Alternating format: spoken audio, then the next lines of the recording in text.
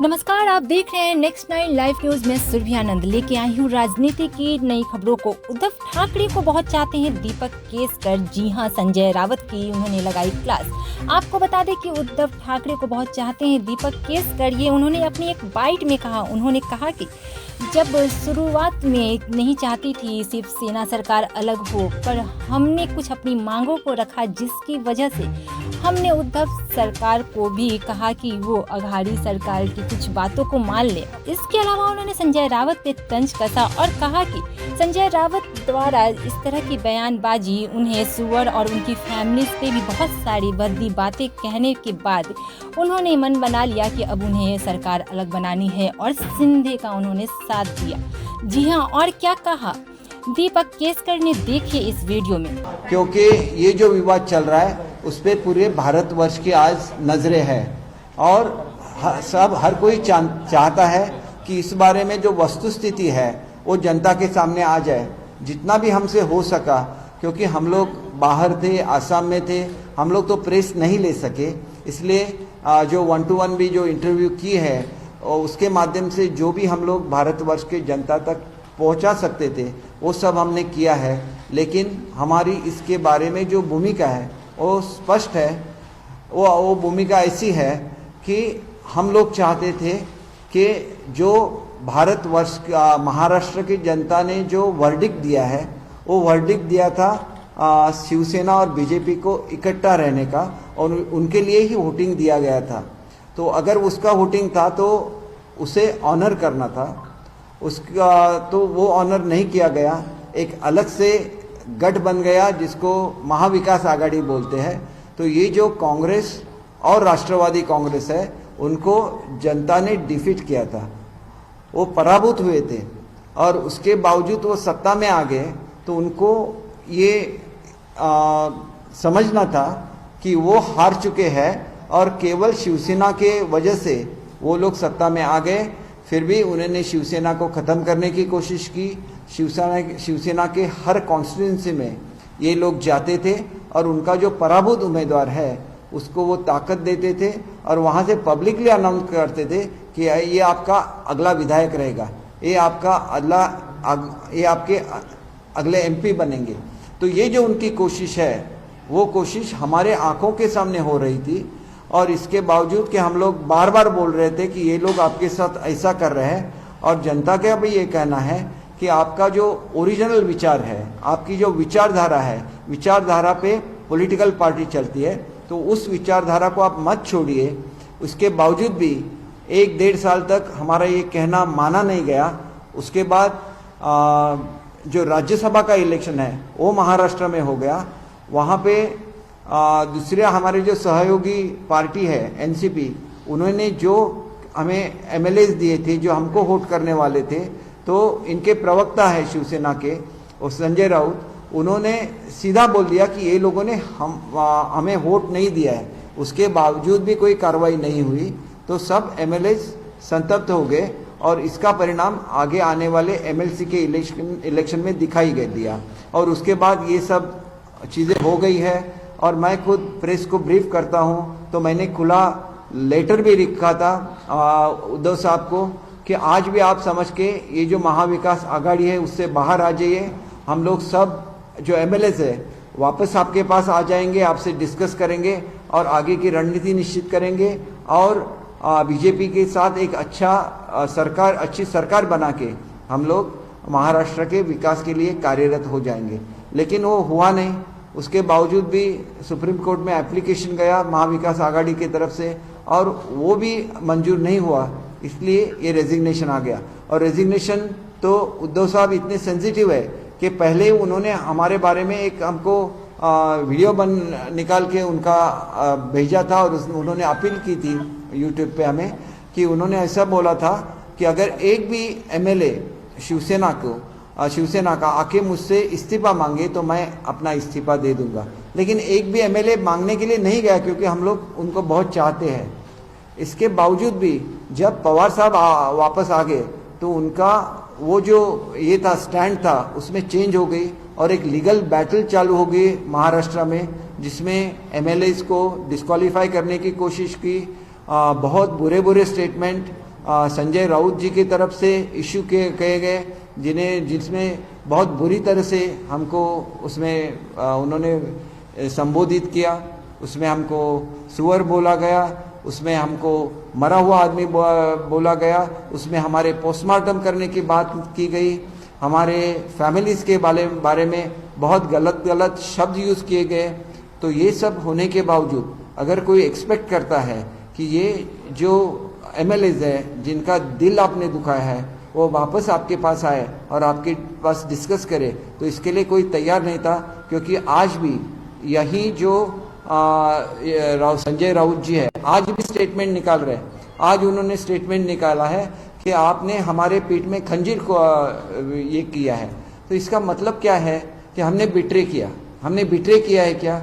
हम लोग जनता के सामने गए थे और सेना भाजपा इकट्ठा गए थे और जनता ने जो मत दिया है वो भी सेना बीजेपी को दिया है, ना कि कांग्रेस और एनसीपी को दिया है। तो खंजीर किसके पीठ में ये किया है वो तो जनता जानती है। तो राउत जी ये तो ऐसी बात हो गई कि आप कुछ करो और उसको उल्टा हमें ही बोलो। तो उल्टा चोर कोतवाल को डांटे, ऐसे एक कहावत है।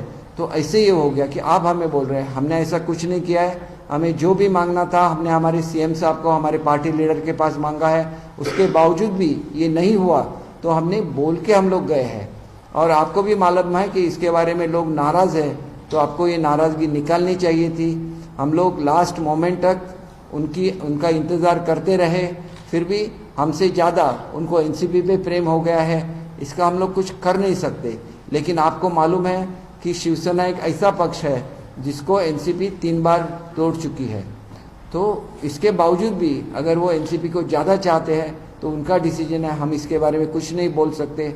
हमारा आज कर्तव्य है वो महाराष्ट्र की जनता की तरफ है, उनको एक अच्छी सरकार देनी है।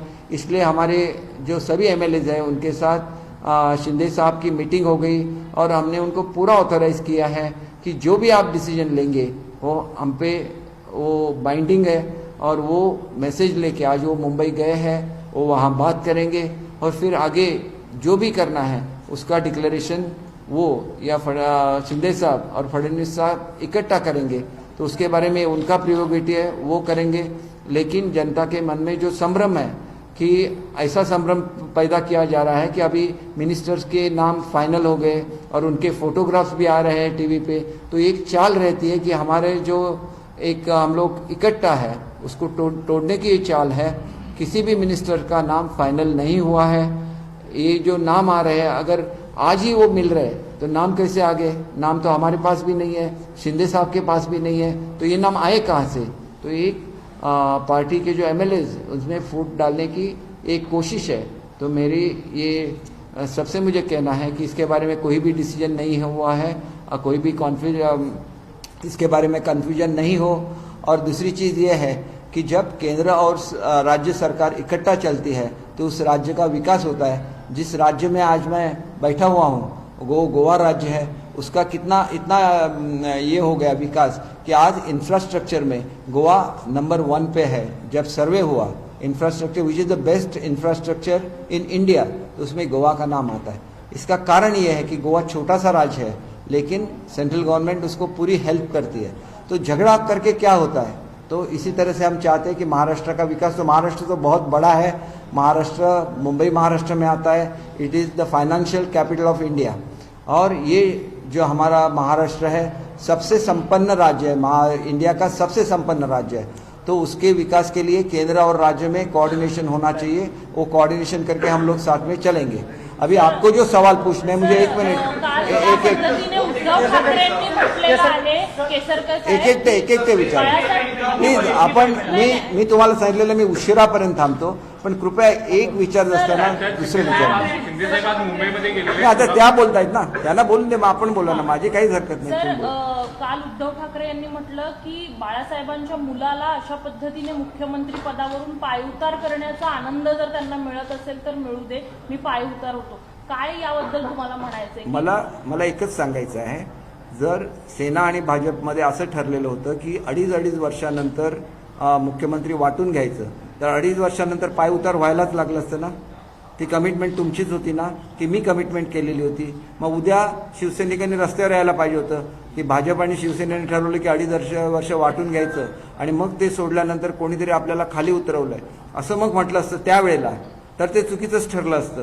त्याचप्रमाणे आता असं आहे की आता जी लढाई झाली ती काय उद्धव साहेबांच्या बाबत झालेली नव्हती, किंवा कोणी त्यांना पद सोडायला सांगितलेलं नव्हतं, आणि त्यांना जर भाजपबरोबर बोलायचं असतं ते आज सुद्धा बोलू शकले असते ना, बोलले नाहीत ही वस्तू. बॉटल काढा ना. देखिए देखिए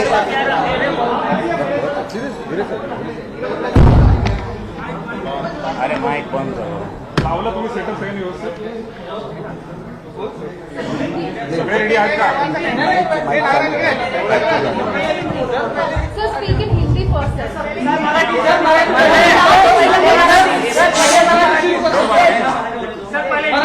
मैं हे नाही करायची सुरुवात रेडी आहेत का सगळे? नाही आपण बोला पहिल्यांदा कुठल्या भाषेत नाही, मी पहिल्यांदा मराठीत बोलतो, लगेच हिंदीमध्ये बोलतो. जे मी मराठीमध्ये बोलतो ते मी हिंदीमध्ये रिपीट करेन, त्याच्यामुळे प्लीज डोंट वरी. आणि माझी एक विनंती आहे, ज्याला प्रश्न विचारायचा ना त्यांनी, मी किती वेळ बसेन, मला इथे 1 तास बसायला लागला हरकत नाही, परंतु एकाने 1 वेळा बोला, नाहीतर काय होतं माहिती आहे, मग गोंधळ होतो. त्याच्यामुळे तुम्ही ठरवा की अगोदर कोणी बोलायचं आहे, त्याच्यानंतर मग मी तुमची उत्तरं देईन. आणि किती वेळ प्रेस चालली तरी हरकत नाही, पण जरा व्यवस्थित करूया, नाहीतर काय होतं तो आवाज सगळीकडे हे होतो. हां, तर आपल्याला सगळ्यांना उत्कंठा आहे की महाराष्ट्रामध्ये काय होणार आहे.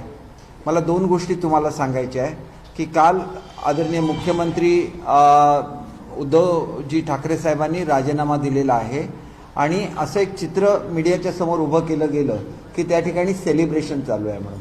असं कुठलंही सेलिब्रेशन, माझ्याबरोबर जे आमदार आहेत, शिंदे साहेबांचा जो पूर्ण एक त्यांना समर्थन देणारे जवळजवळ 80% आमदार जे आज या ठिकाणी उपस्थित आहेत, त्यांच्यापैकी कोणीही सेलिब्रेशन केलेलं नाही. उद्धवजी ठाकरे हे आमचे आदरणीय मुख्यमंत्री असल्यामुळे, त्यावेळेचे आमचे आताचे नेते आहेत, त्यावेळेचे सुद्धा नेते आहेत, आम्ही अजूनही शिवसेनेमध्ये आहोत, त्यांना काढणं हा काय आमच्या या एकंदर जी काय चळवळ घडली त्याच्यामागचा हेतू नाही आहे. जे समविचारी पक्ष नव्हते आणि ज्यांच्याबरोबर ही युती झालेली होती, आघाडी झालेली होती, त्यांच्या विरोधामध्ये हे सगळं करण्यात आलेलं होतं. आणि हे करत असताना त्यांचं मन दुखवावं किंवा त्यांचा अपमान व्हावा असा कुठलाही उद्देश नव्हता, आणि असल्या तऱ्हेचं कुठलंही सेलिब्रेशन आम्ही केलेलं नाही.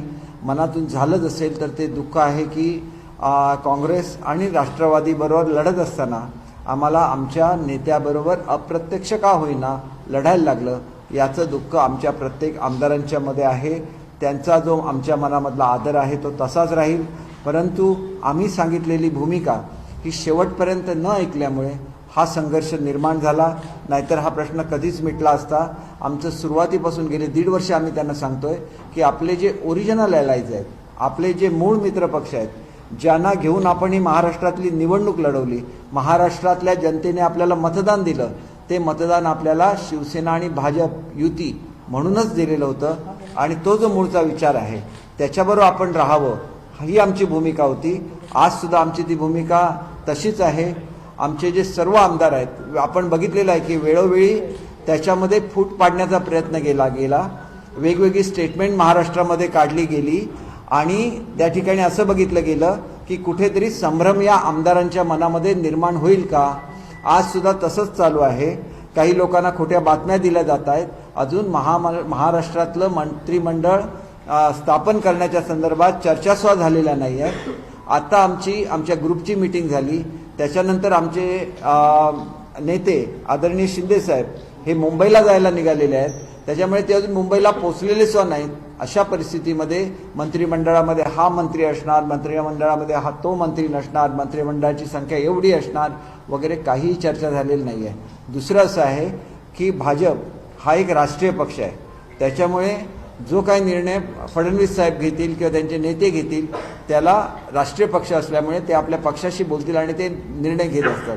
त्याच्यामुळे घाईघाईने अशी काही नावं वगैरे निश्चित होतात, ही जर कोणाच्या मनामध्ये असं वाटत असेल तर ते चुकीचं आहे.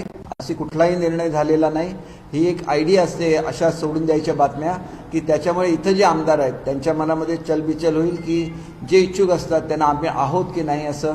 आणि मी तुम्हाला सांगतो की एकही आमदार हे मंत्रिपदाच्या आशेने इथं आलेला नाही आहे. कारण मुळात आमच्याकडे जे आमदार आले त्याच्यामधले 6 हे विद्यमान मंत्री होते. ते आपलं मंत्रिपद सोडून इथं आले आहेत, म्हणजे ते आपल्या तत्वासाठी इथं आले. आणि त्या तत्वासाठी त्यांचं म्हणणं होतं की जो बाळासाहेबांचा विचार होता, जो हिंदुत्वाचा विचार होता आणि ज्याच्यासाठी 25 वर्षापूर्वी बाळासाहेबांनी भाजपबरोबर युती केलेली होती आणि युतीमध्ये आपण एकदा भांडलो, पुन्हा जवळ आलो, तरी पण आता पुन्हा हे मतभेद झाले. ते मुख्यमंत्री कोण असावा या कारणासाठी मतभेद झालेले होते. 2 पक्षांमध्ये असं कुठलंही वैमनस्य आलेलं नव्हतं की त्याच्यामुळे ते पक्ष वेगळे व्हावे.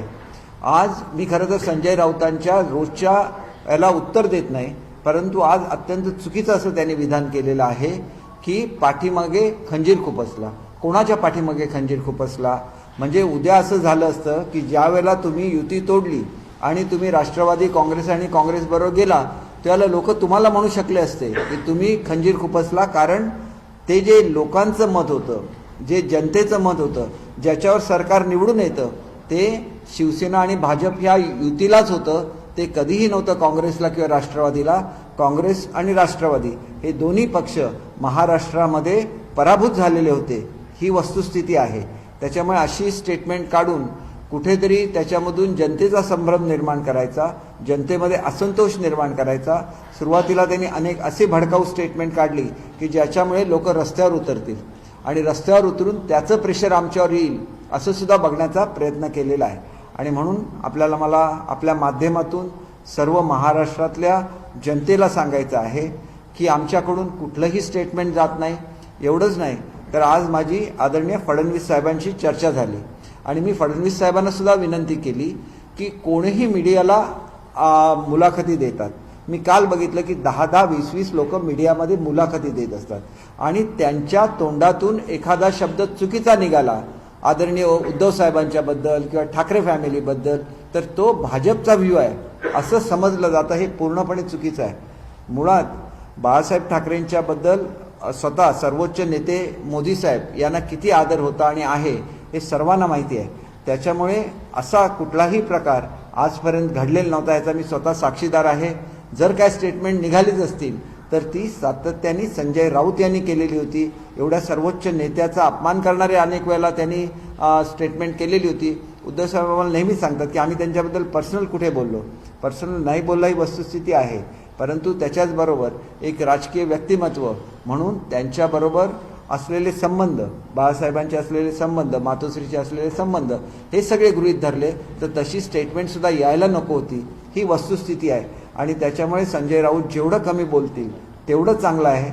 आणि मला आपल्याला पुन्हा एकदा सांगायचं आहे की शिंदे साहेबांच्याबरोबर आत्ता आमची मीटिंग झालेली आहे. शिंदे साहेबांनी सर्व आमदारांशी डिटेल चर्चा केलेली आहे. शिंदे साहेब एक असे नेते आहेत की ज्यांना प्रत्येक आमदाराला त्यांच्याकडे ॲक्सेस आहे आणि प्रत्येक आमदाराशी जे चर्चा करतात आणि ती चर्चा केल्यानंतर ते त्याच्यावर निर्णय घेतात आणि आपली पुढची स्ट्रॅटेजी आहे ती त्यांच्याशी बोलल्यानंतर ठरवतात. त्याच्यामुळे आमची दीर्घकाळ जवळजवळ 1.5 ते 2 तास चर्चा झाली आणि ह्या चर्चेमध्ये असं ठरलेलं आहे की जे काय करायचं आहे महाराष्ट्रामध्ये कुठलाही निर्णय घ्यायचा असेल शिंदे साहेबांना तर तो महाराष्ट्राच्या हिताच्या दृष्टीने घेण्याचं सर्व आम्ही त्यांना अधिकार दिलेले आहेत. आम्ही कुठल्याही मंत्रिपदासाठी आमची लढाई बिलकुल दिलेली नाही किंवा स्वतः शिंदे साहेब एका चांगल्या मंत्रिपदावर होते आणि ते आमच्या पक्षाचे नेतेसुद्धा होते. अशा परिस्थितीत त्यांनीसुद्धा जे पद सोडलेलं आहे हे जो शिवसेनेला त्रास देण्यात आला होता, शिवसेना पक्ष नाहीसा करण्याचा जो प्रयत्न महाराष्ट्रामध्ये झालेला होता. शिवसेना ही महाराष्ट्राची अस्मिता आहे, ते मराठी माणसाचं आश्रयस्थान आहे आणि असा पक्ष संपवण्याचं काम जर काँग्रेस आणि राष्ट्रवादी करत असेल प्रत्येकाच्या मतदारसंघामध्ये जिथं आमचे आमदार आहेत तिथं त्यांचे महाराष्ट्राचे अध्यक्ष जाऊन आपला उमेदवार जाहीर करायचे आणि हा पुढचा तुमचा आमदार आहे असं तिथं सांगितलं जायचं. अनेक आमचे खासदार आहेत त्यांच्या मतदारसंघामधून त्यांचा 2 नंबरचा पराभूत झालेला उमेदवार आहे त्याला ताकद देण्याचं काम चालू होतं. आणि अशा परिस्थितीमध्ये ज्या वेळेला पक्षाच्या अस्तित्वाचा प्रश्न येतो त्यावेळेला सर्वप्रथम आपण कोणाकडे जातो तर आपण कुटुंबाच्या प्रमुखाकडे जातो. त्याप्रमाणे प्रत्येकजण याच्यातला जाऊन आपली व्यथा त्यांनी पक्षप्रमुख उद्धव साहेबांच्याकडे मांडलेली आहे. ह्याला एवढा उशीर झाला हे सगळं करायला की नंतर ही सगळं राज्यसभेची निवडणूक झाली. राज्यसभेमध्ये आम्हाला जे व्होटर्स NCPने दिलेले होते त्यांनी आम्हाला मतदान केलं नाही, हे स्वतः राऊत साहेबांनी त्या ठिकाणी प्रेस कॉन्फरन्स करून जाहीर केलेलं होतं. मग अशा परिस्थितीमध्ये शिवसेनेच्या आमदारांचं म्हणणं असं होतं की आम्ही मतदान करतो, आम्ही निवडून आणतो, आमच्या पाठिंब्यावर आपण सरकारमध्ये आहे आणि तुम्ही जर अशी भूमिका घेत असाल आणि आमच्या राज्यसभेचा उमेदवार सुद्धा पाडणार असाल, राज्य करताना तुम्ही आम्हाला दुय्यम वागणूक देताच, परंतु आमचा उमेदवार सुद्धा तुमची लोक जे तुम्ही आम्हाला जे व्होटर दिलेले असतील ते जर पाडत असतील तर मग आम्ही इथं राहून का उपयोग आहे. कारण त्याच्यामागे आमच्या पक्षप्रमुखांची प्रतिष्ठा होती. त्यांनी म्हटलं होतं की एक सर्वसामान्य शिवसैनिकाला मी राज्यसभेवर पाठवेन आणि त्यांचा जो हा शब्द होता हा खोटं पाडण्यामध्ये आपल्या जर सहयोगी पक्षाचा त्याच्यामध्ये वाटा असेल तर मग त्या ठिकाणी त्यांनी त्याच्यावर ताबडतोब ॲक्शन घ्यायला पाहिजे होती. त्यांनी त्यांच्याशी बोलायला पाहिजे होतं, काय झालं हे आमदारांच्या समोर यायला पाहिजे होतं. त्याच्यामुळे पुढे जी विधान परिषदेची निवडणूक झाली त्याच्यामध्ये मोठ्या प्रमाणात बंडखोरी झाली आणि ती विधान परिषदेची निवडणूक संपल्याबरोबर तातडीने सर्व आमदार बाहेर निघून गेले आणि जी परिस्थिती उत्पन्न झाली त्या परिस्थितीला मी स्वतः तिथं मुंबईमध्ये होतो, मी उद्धव साहेबांच्या बरोबर होतो, मी वर्षावर उपस्थित होतो आणि अशा परिस्थितीमध्ये सुद्धा बऱ्याच वेळेला कार्यकर्ते काय करतात हे मी तुम्हाला उदाहरण दिलं. त्याच्यामध्ये माझ्यासारखा एखादा जो कार्यकर्ता ज्येष्ठ असेल ज्यांनी काहीतरी शिवसेनेसाठी केलेलं आहे आणि मी माझा पक्ष सोडून या ठिकाणी आलो, त्याच्यामागे सुद्धा गाड्या लावण्यात आल्या, कार्यकर्त्यांकडून त्याला घेरण्यात आला. त्यावेळेला मी काय असाच निघून गेलेलो नव्हतो, मी जाहीर प्रेस कॉन्फरन्स घेतली आणि निघून गेलो. त्याच्यामुळे आज सुद्धा मी सांगतो की कार्यकर्त्यांना असं करण्यापासून रोखलं पाहिजे. मग तो शिवसेना असेल किंवा आमचा मित्रपक्ष असेल, कार्यकर्त्यांकडून एखादी केलेली कृती हे दुसऱ्याचं मन दुखवू शकतं आणि त्याच्यामुळे ती लोक आपल्यापासून दूर जाऊ शकतात. तर ही काळजी महाराष्ट्रामध्ये घेतली जावी.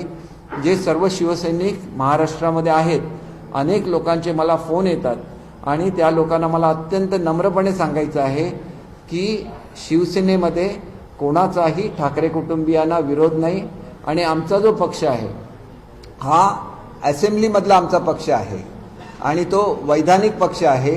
हे जे विधिमंडळ आहे हा विधिमंडळ पक्ष आहे आणि ह्या विधिमंडळ पक्षाला मान्यता आहे. 55 लोक त्याचे सदस्य आहे, त्यातल्या 14 लोकांच्या सह्यानी किंवा 15 लोकांच्या सह्यानी आमच्या विधिमंडळ पक्षाचे नेते शिंदेसाहेब यांना काढण्याचा प्रयत्न झाला आणि त्यावेळेला सुद्धा आम्ही सांगत होतो की तुम्हाला जी काय ॲक्शन घ्यायची, तुम्ही आज म्हणता की तुम्ही नार्वेकर साहेबांना त्यांच्याशी बोलणी करायला पाठवणार किंवा फाटक साहेबांना पाठवणार, मग हे जर तुम्ही पाठवणार असाल तर अगोदर त्यांना त्या पदावरून काढू नका. ही आमची भूमिका असताना सुद्धा त्यांना त्या पदावरून काढण्यात आले आणि त्याच्यामुळे हे सगळं प्रकरण चिघळलेलं आहे. स्वतः आम्ही बोलत असताना मी एकट्याच्या वतीने बोलत नाही, मी शिंदेसाहेब आणि आमचे जे 50 आमदार या ठिकाणी आहेत त्यांच्या वतीने बोलतो. त्यावेळेला मला आपल्याला एवढंच सांगायचं आहे की अगदी 2 दिवस अगोदरपर्यंत आम्ही उद्धव साहेबांना खुली ऑफर दिली होती, मी खुलं पत्र लिहिलेलं होतं, मी वेगवेगळ्या मीडियाच्या माध्यमातून आवाहन केलं होतं, अजूनसुद्धा तुम्ही महाविकास आघाडीबरोबरची साथ सोडा, आम्ही सर्वजण आपल्याशी बोलायला येतो. परंतु शेवटपर्यंत महाविकास आघाडीची साथ होती ती सोडली नाही. ती सोडली कधी? आजचं सोडलेली नाही आहे. सुप्रीम कोर्टामध्ये गेल्यानंतर सुप्रीम कोर्टाचा ज्यावेळेला निकाल विरोधात लागला त्यावेळेला हे घडलेलं आहे. त्याच्यामुळे कोणीही उद्धव साहेबांच्या विरोधात गेलं, त्यांच्या विरोधात कोणी बंडखोरी केली असं बिलकुल घडलेलं नाही आहे. आणि त्याच्यामुळे तुमच्या भावना ज्या तुम्ही मला टेलिफोनद्वारे कळवता, तर मी तुम्हाला सांगतो की जेवढा आदर, जेवढा विश्वास आणि प्रेम हे उद्धव साहेबांच्याबद्दल पूर्वी आम्हाला होतं, आमच्यातल्या प्रत्येक आमदारांना ते आहे. आमचा मुद्दा हा तत्वाचा आहे आणि हे करत असताना आम्ही शेवटची मुदत दिलेली होती आणि ती मुदत दिल्यानंतर आम्ही आमचे पुढचे निर्णय घेतलेले आहेत. आणि त्याच्यानंतर तुम्ही एखाद्या मोठ्या पक्षाला ज्यावेळेला शब्द देता त्यावेळेला त्याच्यामधून माघार घेता येत नाही. आम्ही जर माघार घेतली असती तर शिंदे साहेबांना ज्याप्रमाणे एक वचनी त्यांना ओळखलं जातं ते तुम्हाला माहिती आहे की आनंद दिघेंचे मानसपुत्र ते आहेत आणि त्याच्यामुळे ते एकदा शब्द दिल्यानंतर जसा फिरवत नाही, तर त्यांनी मग आम्ही एकदा त्यांना सांगितलं की हा शेवटचा दिवस, तुम्ही शब्द द्या, त्याच्यानंतर त्यांनी तो फिरवावा. हे शक्य नव्हतं आणि म्हणून याच्यामध्ये कोणीही वाटून घेऊ नये. शिवसेना पक्ष आहे तसा आहे. शिवसेना पक्षावर कोणीही दावा केलेला नाही. विधिमंडळ पक्ष वेगळा असतो आणि शिवसेना पक्ष ही राजकीय पक्ष आहे ज्याची मान्यता हे इलेक्शन कमिशन देते आणि त्याच्यामुळे हा जो वाद आहे हा तत्वाचा वाद आहे. तो संपवत असताना आता जी युती झालेली आहे, महाराष्ट्राच्या जनतेने ज्यांना निवडून दिलेलं आहे त्यांचीच युती झालेली आहे. त्याच्यामध्ये पाठीत खंजीर खुपसण्याची भाषा ही संजय राऊत यांनी करू नये अशी मी त्यांना नम्र विनंती करतो. आणि पाठीत जर खंजीर कोणी खुपसला असेल तर तुमच्यासारख्या लोकांनी चुकीचा सल्ला देऊन, तुम्ही स्वतः शिवसेनेमध्ये आहे पण तुम्ही निम्म काम राष्ट्रवादीचं करत असता, त्यावेळेला तुम्ही जनतेच्या पाठीत खंजीर खुपसलेला आहे. आम्ही जनतेकडे भाजप आणि शिवसेना युती म्हणूनच गेलेलो होतो आणि आज सुद्धा आम्ही त्याच भूमिकेशी आलेलो आहोत. त्याच्यामुळे आम्ही जनतेला फसवलेलं नाही. निवडून देणारी जनता असते, निवडून देणारा पक्ष नसतो. आणि त्या जनतेच्या आकांक्षांचं ज्याला तुम्ही प्रतिनिधित्व करता त्यावेळेला त्या राज्याचा विकास करण्याची जबाबदारी सुद्धा ही तुमच्यावर असते. आज परिस्थिती महाराष्ट्रामध्ये अशी आहे की सकाळी 9 वाजता उठून एक प्रेस कॉन्फरन्स घ्यायची संजय राऊतने, केंद्रावर टीका करायची आणि केंद्र आणि राज्यामध्ये वाद लावून द्यायचा. याच्या पलीकडे काही घडत नाही आहे. आणि म्हणून आपल्या माध्यमातून मी सांगतो महाराष्ट्राच्या जनतेला की महाराष्ट्राच्या जनतेचं हित व्हायचं असेल, महाराष्ट्राची प्रगती व्हायची असेल तर केंद्र शासन आणि राज्य शासन याच्यामध्ये किमान चांगले संबंध असायला लागतील. आणि ही आमची भूमिका आहे आणि ही भूमिका घेऊन आम्हाला पुढे जायचं आहे. आणि त्याच्यामुळे शिंदेसाहेब गेलेत ते कुठेतरी मंत्रिपदाच्या वाटपामध्ये खूप मोठा वाटा घ्यायला गेले किंवा असं बिलकुल नाही आहे.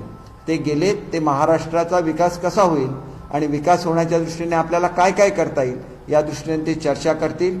आणि जो काय निर्णय दोन्ही पक्ष मिळून घेतील त्याच्यावर आम्ही सर्वजण शिंदे साहेबांच्या बरोबर असणार आहे. एकेकाने विचारा प्लीज, त्यांना विचारून दे. उद्धव ठाकरे साहेबांच्या सोबत जे 16 आमदार आहेत त्यांनी आमच्या सोबत यावं, अन्यथा त्यांचं आमदारकी रद्द होऊ शकते अशा पद्धतीचं तुम्ही स्टेटमेंट काय केलेलं आहे का, अशी तुमची भूमिका आहे का? हे बघा, काल मला कोणीतरी विचारलं की 16 आमदारांचं काय होईल, तर मी त्यांना असं सांगितलं की ज्या वेळेला बहुसंख्य आमदार जो आपला नेता निवडतात त्याच्याबरोबर त्यांना राहायला लागतं आणि ते जे व्हीप निवडतात त्यांच्याबरोबर राहायला लागतं.